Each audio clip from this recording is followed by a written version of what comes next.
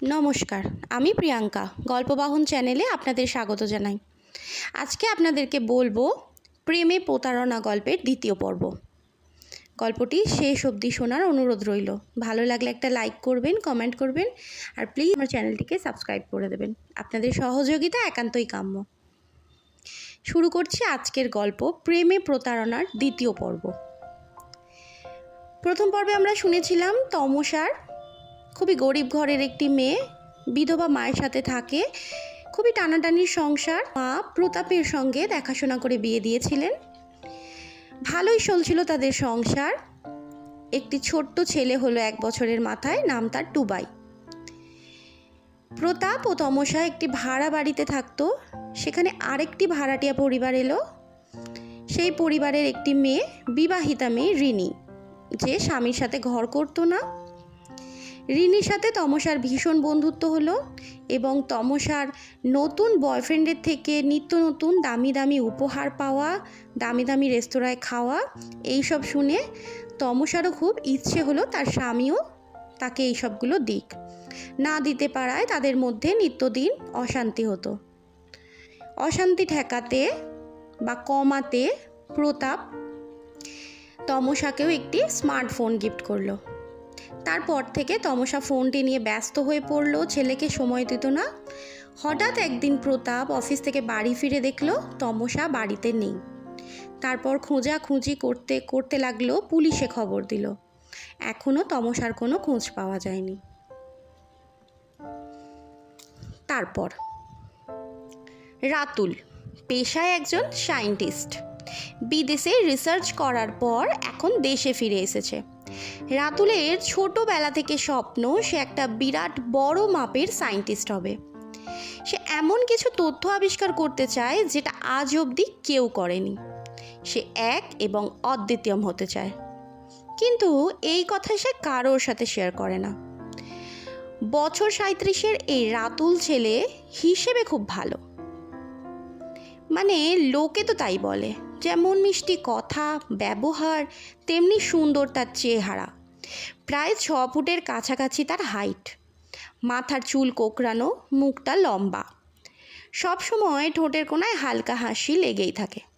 ফর্সা টুকটুকে গায়ের রং, জিম করা সলিড বডি। রাতুলকে দেখলে যে কোনো মেয়ে একেবারে 8 থেকে 80 সকলেই প্রেমে পড়ে যাবে। রাতুল খুব শান্ত স্বভাবের, খুব বেশি কথা বলে না। দেখেই মনে হয় সব সময় কি যেন চিন্তা করছে। খুব একটা বন্ধুবান্ধবও নেই রাতুলের। তবে সোশ্যাল মিডিয়াতে রাতুল খুবই অ্যাক্টিভ।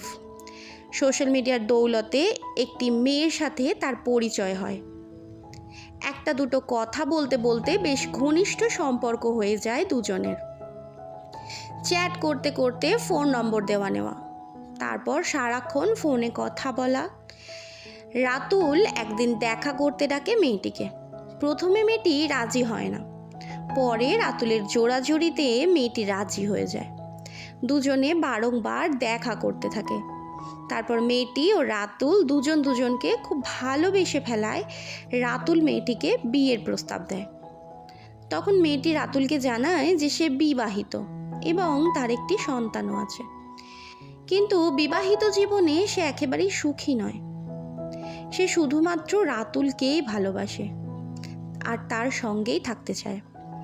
মেয়েটি ভেবেছিল সব সত্যি কথা শুনে রাতুল হয়তো মেয়েটির সাথে আর কোনো যোগাযোগ রাখবে না, কিন্তু রাতুল এমন কিছুই করলো না। সে মেয়েটিকে বলল, আমি তোমাকে খুব ভালোবাসি, তোমাকে ছাড়া আমি বাঁচবো না, চলো আমরা বরং পালিয়ে যাই। শহরের শেষ প্রান্তে আমার নিজস্ব একটা ফ্ল্যাট আছে, আমরা সেখানেই থাকবো, কেউ জানতে পারবে না। মেয়েটিও রাজি হয়ে যায়। বিকেলে স্বামীর অবর্তমানে ছেলেকে পাশের বাড়িতে রেখে বাজার যাচ্ছি বলে বেরিয়ে পড়ে মেয়েটি। রাতুলের সাথে ওই মফস্বল ছেড়ে দূরে শহরের শেষ প্রান্তের সেই ফ্ল্যাটে এসে উপস্থিত হয়। মেয়েটি আসার আগে থেকেই রাতুল পুরো ফ্ল্যাটটা সুন্দরভাবে সাজিয়ে রেখেছিল। মেয়েটির জন্য বিভিন্ন ড্রেস, কত দামি উপহার, কত খাবার, আরও কত কি। ওরা ঠিক করলো এখন কদিন ফ্ল্যাট থেকে বেরোবে না, প্রয়োজনের যাবতীয় জিনিস ওই ফ্ল্যাটেই আছে, কারণ পুলিশ হয়তো এতক্ষণে খোঁজাখুঁজি চালু করে দিয়েছে। ওদিকে প্রতাপ হন্যে হয়ে তমসাকে খুঁজে বেড়াচ্ছে, প্রতিদিন পুলিশ স্টেশনের দ্বারস্থ হচ্ছে আর হতাশ হয়ে বাড়ি ফিরে আসছে। খবরটা এই দুদিনে যেন আগুনের মতো ছড়িয়ে গেছে। প্রতাপের কারখানা, সারা এলাকা, ওর শ্বশুরবাড়ির এলাকা সব জানাজানি হয়ে গেছে। বিভিন্ন লোক বিভিন্ন কথা বলছে, কেউ বলছে কিডন্যাপ হয়েছে, কেউ বলছে কোনো অ্যাক্সিডেন্ট হয়েছে, আবার বেশিরভাগ লোকই তো বলছে অন্য কোনো লোকের সাথে পালিয়েছে বুঝি।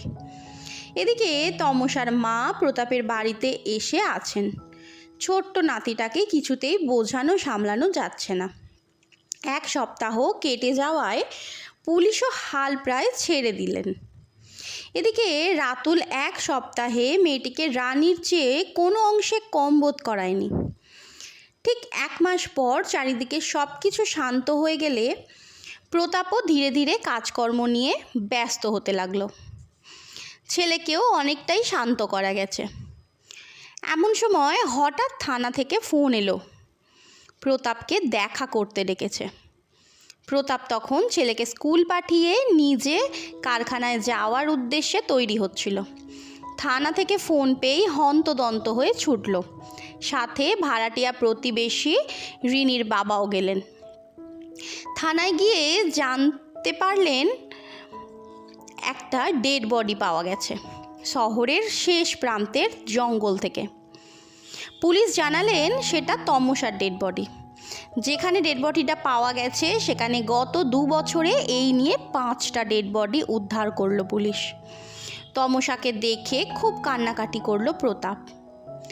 ময়না তদন্তের রিপোর্ট অনুযায়ী আগের 4টে মেয়ের মতোই বিষ খাইয়ে হত্যা করা হয়েছে তমসাকে। তমসার মা ছেলে খুবই ভেঙে পড়ল। শেষ কৃতকার্য সম্পন্ন হলো। ওদিকে পুলিশ এবার জোর কদমে তদন্ত শুরু করলো। 5টা মেয়েকে খুন করে আসামি এভাবে খোলাখুলি ঘুরে বেড়াতে পারে না। তমসার ফোন নম্বর নিয়ে কল লিস্ট বের করা হয়।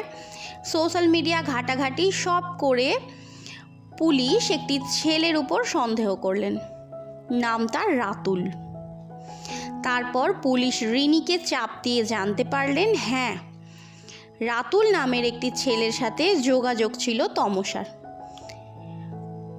বেশ কিছুদিন মেলামেশার পর তারা পালিয়ে যাওয়ার সিদ্ধান্ত নেয়, কিন্তু পালানোর পর থেকে রিনি আর কোনো রকম যোগাযোগ করতে পারেনি তমসার সাথে, তাই সে আর কিছু জানে না এ বিষয়ে। তারপর তদন্ত করতে করতে পুলিশ রাতুলকে ধরে ফেলে। রাতুলকে মারধর করে চাপ দিতে রাতুল স্বীকার করে তার অপরাধ এবং অপরাধের কারণ। আর সেই কারণ হলো এই, খুনের আগের দিন তমসাকে সাজিয়ে গুজিয়ে ভালো মন্দ খাবার খাইয়ে ওর চোখ দুটো বেঁধে দেয় রাতুল। তারপর বলে, চলো ডার্লিং, তোমার জন্য একটা সারপ্রাইজ আছে বলে একটা ঘরের মধ্যে নিয়ে যায়। একটা চেয়ারে বসিয়ে তার হাত পা শক্ত করে বেঁধে দেয়। তারপর চোখটা খুলে দেয়। তমসার চোখটা অনেকক্ষণ বাঁধা থাকার ফলে যেন ধাঁধিয়ে যাচ্ছিল। একটু ধাতস্থ হয়ে চারিদিকটা তাকিয়ে দেখল। গত 1 মাসে ফ্ল্যাটের এই রুমটা সে কোনো দিন দেখেনি। অবাক হয়ে প্রশ্ন করল, রাতুল, এই রুমটা নতুন, কোনো দিন দেখিনি তো। আর তুমি আমাকে এইভাবে বেঁধে রেখেছো কেন? আমার কিন্তু ভয় করছে, খুলে দাও, আমার হাতগুলো খুলে দাও লক্ষ্মীটি। রাতুল বলল, ইস, খুলে দেব? চুপ, একদম চুপ, কোনো কথা বলো না। তুমি হলে আমার গিনি পিগ, মানে বোঝো? মানে হলো আমি একটা জিনিস পরীক্ষা করব তোমার মাধ্যমে, যেটা আজ অবধি কোনো বিজ্ঞানী করতে পারেননি। সেটা আমি করে রাতারাতি একজন খ্যাতিনামা বিজ্ঞানীতে পরিণত হব। গোটা বিশ্ব জুড়ে আমার নাম হবে, বইয়ের পাতায় আমার নাম লেখা হবে, বাচ্চারা বইতে পড়বে the great scientist Ratul Bhattacharya হলেন এটির আবিষ্কর্তা। ভাবো ভাবো কি দারুণ ব্যাপারটাই না হবে। আমার বাড়ির লোকের গর্ব হবে আমাকে নিয়ে, আমার এতদিনের স্বাদ পূরণ হবে। তুমি আমার জন্য এইটুকু করতে পারবে না ডার্লিং? তুমি তো আমাকে ভালোবাসো। দেখো ওই দেওয়ালের চারিদিকে 4টে মেয়ের ছবি, ওদেরকেও সাহায্য করতে বলেছিলাম, কিন্তু পারলো না, স্টুপিড এক একটা। তুমি পারবে তো সোনা? তমসা এতক্ষণ এক পলকে রাতুলের দিকে তাকিয়ে সব কথা শুনছিল। এই এসি ঘরেও দরদর করে ঘামছে তমসা। এবার ঢোক গিলে বলল, কি কি কি করতে হবে আমাকে? আর আর কাজ হয়ে গেলে ছেড়ে দেবে তো আমাকে? রাতুল বলল, নিশ্চয়ই সুইটহার্ট, নিশ্চয়ই ছেড়ে দেব, একেবারে ছেড়ে দেব, ডোন্ট ওয়ারি। তাহলে শোনো তোমাকে কি করতে হবে। খুবই সহজ। এই যে এই শিশিটা দেখছো আমার হাতে, এর থেকে খানিকটা আমি তোমার জিভে দেব, কিন্তু দেওয়ার সাথে সাথেই তোমাকে বলতে হবে এর টেস্ট, অর্থাৎ এর স্বাদটা কেমন, টক নাকি মিষ্টি নাকি অন্য কিছু।